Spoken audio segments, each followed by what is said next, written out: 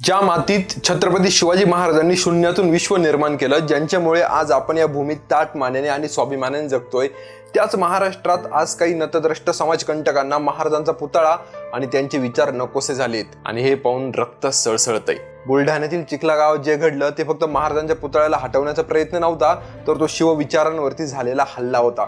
जेव्हा संपूर्ण महाराष्ट्र आपल्या राजाची जयंती उत्साहात साजरी करत होता, तेव्हा काही नीच प्रवृत्ती महाराजांचा पुतळा हटवायला निघाल्या होत्या। आणि संताप कशात येतोय माहितीये?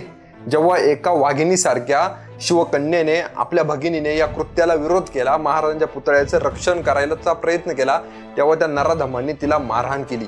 इतकी अमानुष मारहाण की त्या माऊलीचे कपडे फाटेपर्यंत त्यांची मजल केली। अरे, ज्या राजानं परस्त्रीला माते समान मानायचा आदर्श जगाला घालून दिला, ज्यांनी प्रत्येक महिलेचा सन्मान केला, त्याच राजाच्या स्वराज्यात एका महिलेचा असा अपमान, ही तुमची मर्दानगी? आणि माझा सवाल त्या लोकांना आहे जे हिंदुत्वाचा बुरखा घालून फिरताय, जे नेते गल्ली बोळामध्ये हिंदुत्वाच्या गर्जना करतात, ते आता कुठे गेलपलेत?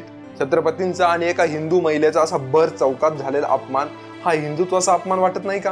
की तुमचं हिंदुत्व फक्त निवडणुकांपुरतं आणि खुर्चीसाठीच मर्यादित आहे? अशा प्रवृत्तींना पाठीशी घालणं थांबवा, अन्यथा जनता तुम्हाला कधीच माफ करणार नाही। आणि समाजकंटकांनो, तुम्ही एक लक्षात ठेवा, तुम्ही पुतळ्याला हात लावू शकता पण काळजातील विचारांना नाही। तुम्ही दगडाच्या मूर्तीवरती वार करू शकता पण शिवरायांच्या मावळ्यांच्या रक्तात सळसळणाऱ्या स्वाभिमानावरती नाही।